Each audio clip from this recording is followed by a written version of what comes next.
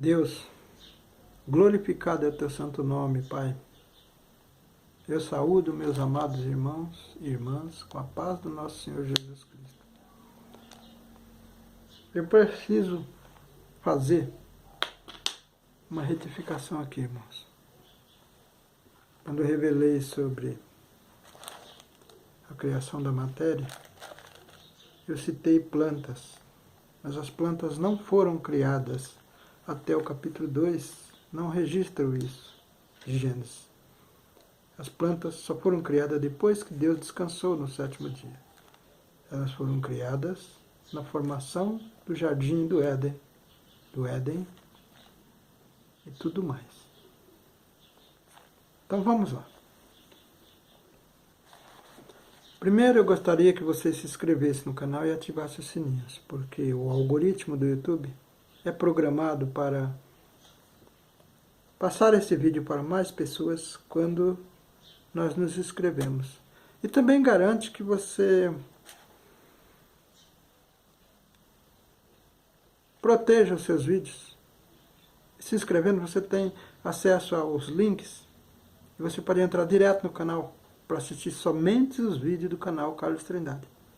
Às vezes aparecem dois links. No primeiro aparecem alguns vídeos e os demais vídeos que o YouTube te apresenta. Mas se você voltar no outro link, quando você entra no canal e tem mais um link, você clicar naquele link, você vai ter acesso somente aos vídeos do canal.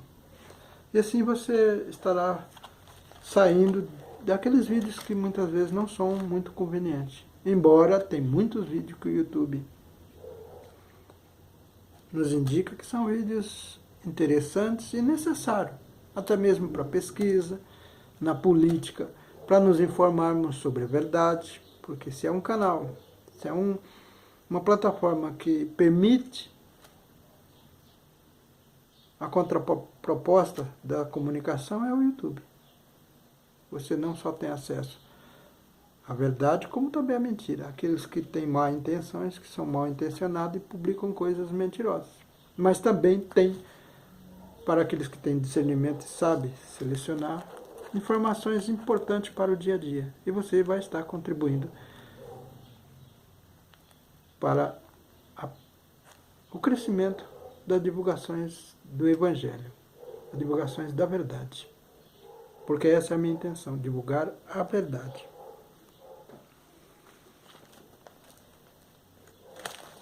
Gênesis capítulo 2, versículo 4. A formação do jardim do Éden. Estas são as origens dos céus e da terra, quando foram criados, no dia em que o Senhor fez a terra e os céus. Aqui é a única vez, ou é a primeira vez que os céus está depois da terra. E toda a planta do campo que ainda não estava na terra, e toda a erva do campo que ainda não brotava, porque o Senhor Deus não tinha feito chover sobre a terra, e não havia homem para lavrar a terra. Aqui está uma coisa, irmãos. Ora, se Deus colocou o homem, mais na frente você vai observar que Deus colocou o homem no jardim do Éden, e deu-lhe vida eterna, deu sopro de vida e vida eterna. Deus é um comerciante, é o mercado. Por que o homem precisava lavrar a terra? Está vendo a discrepância? Irmãos, sabem por que isso está escrito aqui? Porque interpretaram que como Deus descansou no sétimo dia de toda a sua obra que havia feito, foi interpretado que não havia mais obra para fazer. Simplesmente isso. Essa palavra Deus não tinha feito chover sobre a terra, porque não havia homem para lavrar a terra. Sugere que como Deus é santo, e deu vida eterna a Adão, não podia tirar ele do jardim do Éden. Então tinha que provocar ele, para ele pecar, para então vir lavrar a terra. Porque o homem só lavrou a terra depois que pecou e foi expulso do jardim do Éden. Está vendo a confusão que começa a ser feita na Bíblia. Antigamente estava escrito assim, nesse versículo. Porque o Senhor Deus não tinha feito chover sobre a terra, e não havia, em vez de estar escrito, não havia homem para lavrar as terras, está escrito, porque Deus não havia concluído a sua obra. E alguém teve a brilhante ideia de achar que se Deus descansou no sétimo dia por ter concluído toda a obra que tinha feito, por que haveria esse versículo? Era uma discrepância. Isso foi falta de entendimento, irmãos. Porque se estamos esperando Jesus até hoje para a redenção, para sermos remidos, porque ainda não somos remidos. Entramos, descemos, muitos pregam a remissão que somos remidos, não somos não. A redenção final é quando formos julgados. Por isso a terra dará os seus mortos, o mar, os ares. Julgamento final. Quando alguém sugere isso, está sugerindo que Deus precisava de homens para lavar a terra e por isso tinha que fazer Adão pecar. Até hoje, Deus ainda não concluiu toda a sua obra. Porque a redenção do homem se dá no julgamento final. Ah, mas é por causa do pecado, por isso hoje precisamos ser julgados. Então por que Deus colocou Adão no jardim do Éden? Para cuidar do jardim. Porque Deus havia coisas na área espiritual que Adão precisava aprender. Por que ele proibiu Adão de comer da árvore do fruto do bem e do mal? Ali iniciava a sua prova de obediência para Deus, para com Deus. Se ele obedecesse até o tempo determinado, estaria livre dessa prova do pecado. O que não aconteceu, né? Sabemos a história. Eva deu do fruto do pecado e ele pecou e foi expulso do jardim do Éden. Então sugerir que Deus não havia feito sua obra foi uma ignorância da parte dos homens. Espero eu que foi por boa intenção, mas não por má fé. O que vemos nos dias de hoje, inclusive, seres apoiando governos sobre as nossas cabeças, governo que apontam a arma, que prega a morte, que não choram uma lágrima sequer pelos mortos que foi provocado pelo próprio governante. E pastores se calam. Me dá um terceiro sentido. Dá a impressão que foram feitos de má fé para fazer mudança na Bíblia. Espero em Deus que isso não seja verdade. Que seja só uma desconfiança de um pecador, que sou eu, sobre estas coisas. Deus não havia feito chover sobre a terra, porque não havia concluído a sua obra. Que obra é essa? Podemos saber que uma delas é espiritual. O homem foi feito imagem e semelhança de Deus. Deus em sua plenitude é perfeito. Mas Adão não era perfeito para Deus, na medida de Deus. Portanto, na sua essência, ainda faltava alguma coisa. Faltava aprender a obedecer a Deus. Pelo menos. Porque Deus nos deu o livre-arbítrio. O livre-arbítrio é para escolhermos o bem ou o mal. E assim Adão escolheu o mal. Então, irmãos, acreditarmos que Deus é imperfeito é uma discrepância. Deus deu a oportunidade do homem na perfeição, na qualidade que ele precisava, na pequenez que era o homem criado do pó da terra, para usar o livre-arbítrio e obedecer a Deus e adquirir, continuar com a sua vida eterna e adquirir vida eterna para nunca mais ter que pecar. A redenção eterna era uma escolha de Adão. Ele não vigiou e pecou. Por isso, veio lavrar a terra. E mais na frente, vamos encontrar Deus falando, porque pecaste? O pão que alimenta o vosso corpo, tu adquirirás com o suor do vosso rosto. Hoje, o suor do nosso rosto, além do trabalho nas empresas, que o homem criou do sistema humano. Também a defender os nossos direitos trabalhistas, porque abrange a defesa do suor do nosso rosto. Quando colocamos alguém que desrespeita os nossos direitos trabalhistas, os nossos direitos sociais entre os homens na matéria, estamos sendo anticristo.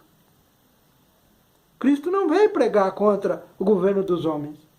Veio anunciar as boas novas e o caminho para a vida eterna, que é Ele próprio.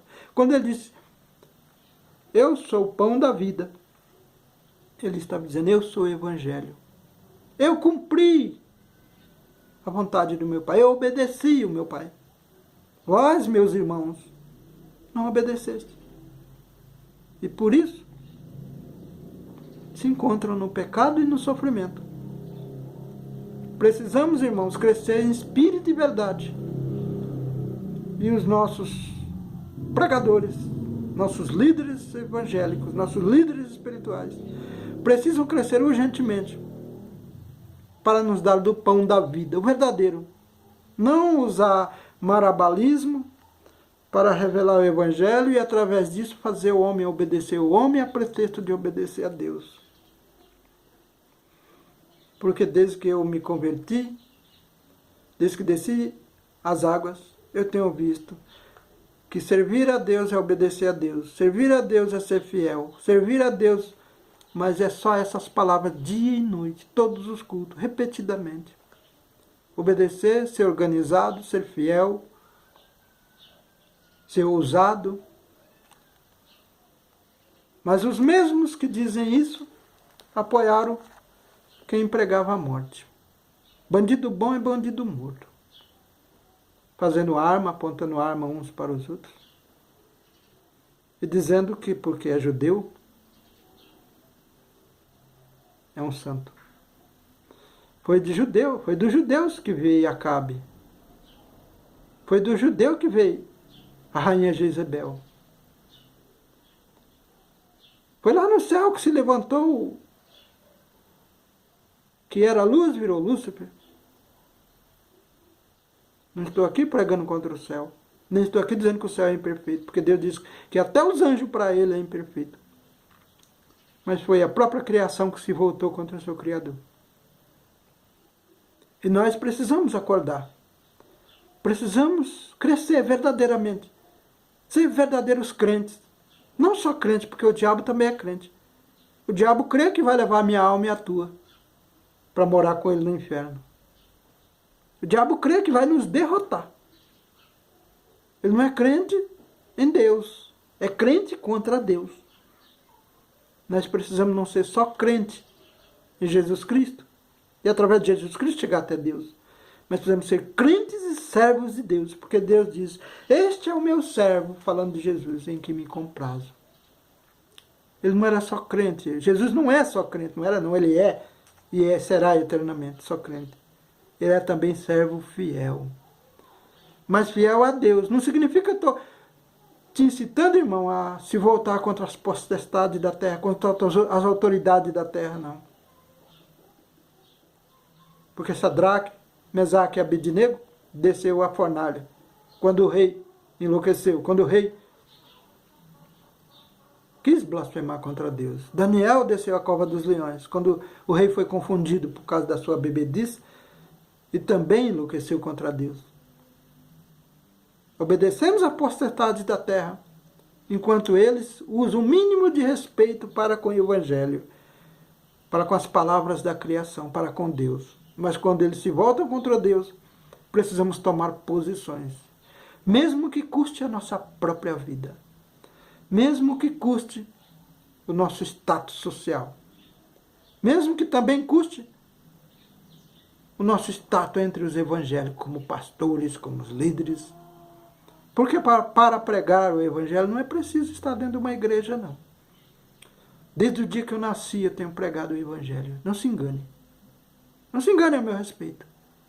Na cadeia, nos prostíbulos, entre os drogados, entre os bebarrões, no vale dos vencidos do álcool, no meu trabalho.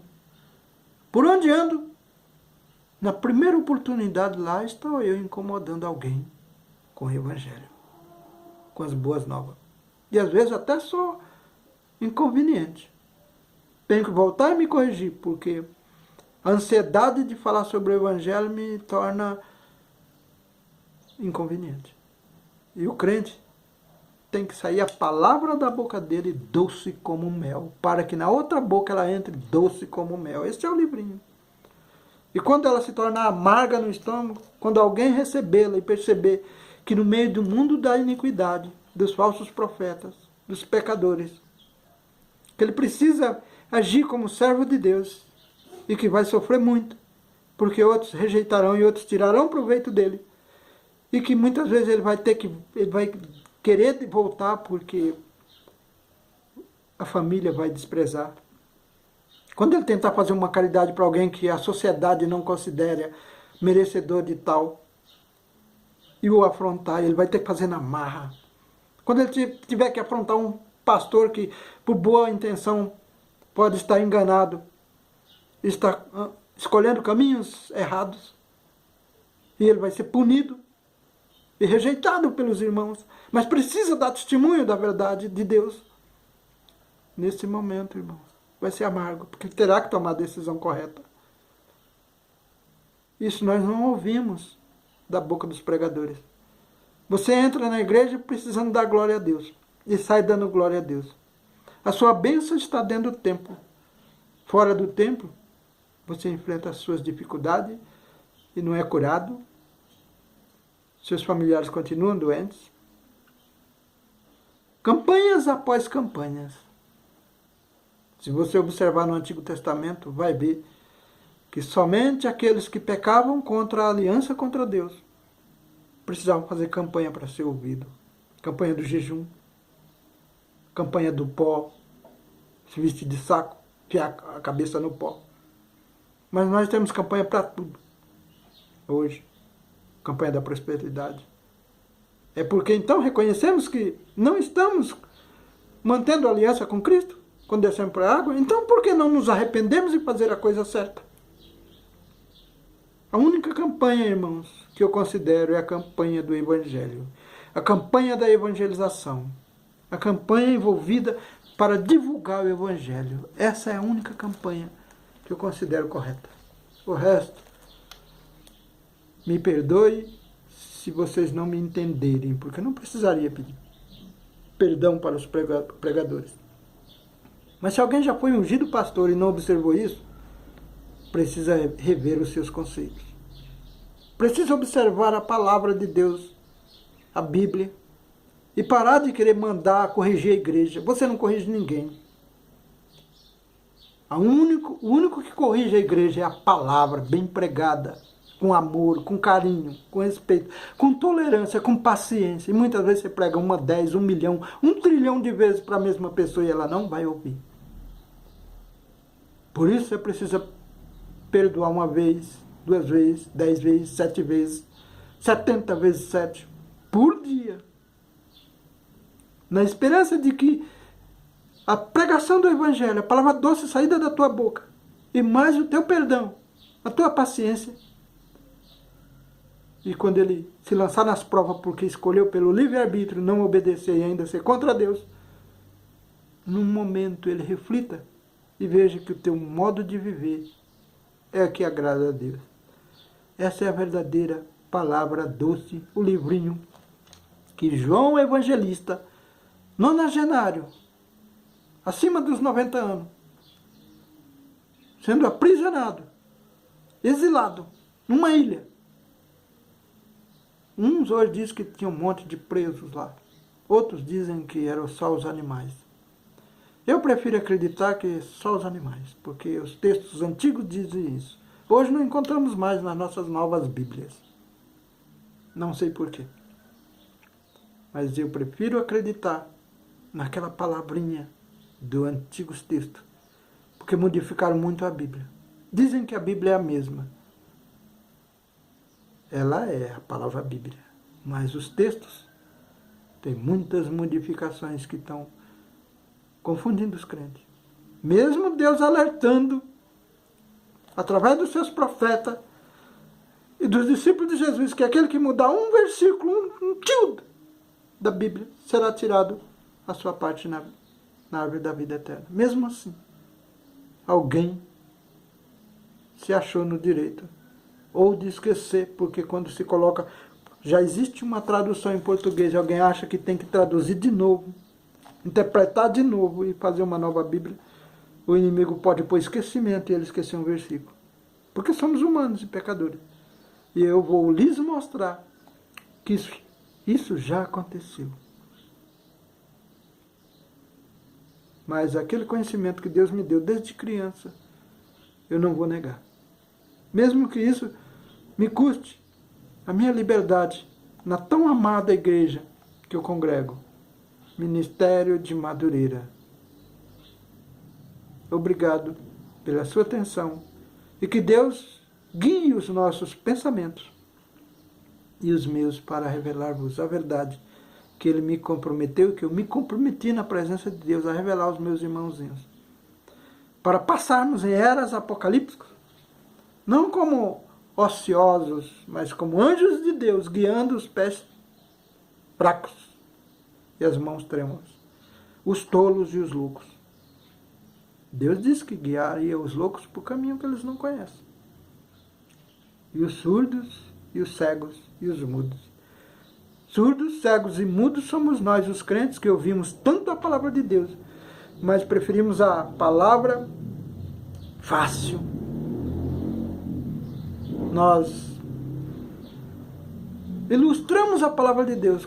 Lemos um capítulo, contamos a história daquele discípulo, ou daquele rei, ou do juiz do Antigo Testamento. Contamos aquela história com a veemência e exigimos que os irmãos deem glória. Tudo isso para fazer aquele fermento dentro da igreja. Mas saímos vazios porque não temos as revelações que nos ensinam a passar nos tempos difíceis como verdadeiros crentes. Hoje, em nome de nosso Senhor Jesus Cristo, nós tiramos a máscara para dar testemunho de fé. E o que não tira a máscara na igreja é medroso, tem a fé fraca. Se precisamos provar para o homem, para nós mesmos que temos fé, tirando a máscara, enfrentamos sendo loucos, vendo o abismo e se lançando sobre ele, é porque não estamos fazendo a vontade de Deus. Marcos capítulo 13, versículo 14. Abominação da desolação no lugar santo. Quem lê entenda. Foram para os judeus e depois, 200 anos depois, os romanos,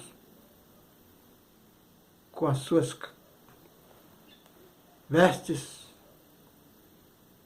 uma águia no peito, invadiram a Judéia, invadiram os judeus e os expulsaram de sua terra. Aí muitos pregadores observam e não estão incorretos quando dizem que a águia, ali onde está o cadáver, se ajuntará a águia. Não está incorreto, não, está correto. O povo de Deus era um cadáver, ossos secos. Nas túnicas, nas vestes dos soldados romanos, estava realmente uma águia. Mas, como diz Eliú para Jó, eu falo por uma forma e por duas formas. Também é para nós, nos dias de hoje. Hoje, o cadáver é o governo dos homens. Estamos esperando a volta de Cristo. E as águias se juntaram em volta do cadáver. Os poderosos do mundo invadem os congressos, dão golpes, jogam um inocente que prova a sua inocência na cadeia. O tem por corrupto e criminoso. Os meios, as mídias poderosas, os meios de comunicações, apregou 24 horas por dia isso. E nós, os crentes, abraçamos como verdadeiro. E o mesmo inocente prova a sua inocência. Sai da cadeia e continua sendo julgado por nós, os crentes, como corrupto e pecador. Porque é um católico. Porque não faz parte do nosso convívio protestante evangélico. Estamos sendo anticristo. Cuidado, irmão. Cuidado, crente. Porque Deus permitirá que o anjo derrotará os crentes. Isso me incomodou a vida inteira. Agora eu tenho uma resposta. E darei a cada um de vocês. Se assim for provocado, ou se Deus me permitir. Porque depois Deus também dá a ordem para um anjo, Miguel, né? Arcanjo Miguel, lutar a guerra dos santos e vencer. E salvar os santos. Que santos são esses? Aqueles que observaram a palavra, que não se corromperam, que não pularam para o lado do Deus Amon, que não usaram o evangelho para enganar os inocentes que não têm entendimento, usando o temor deles para obedecer aos seus líderes. E, em consequência, esses líderes obedecem às prerrogativas ministeriais, provocadas pelos pastores líderes das convenções. Cuidado, irmão. Na Segunda Guerra Mundial teve um filme chamado Até o Último Homem. Um crente americano que cria em Deus, que decidiu ir na guerra sem usar arma. E o colocaram para servir água para os seus soldados. Olha a providência de Deus. Lá, ele descobriu que o seu governo americano mandou os aviões bombardear no Vietnã os seus próprios soldados. Porque tinha que matar os japoneses.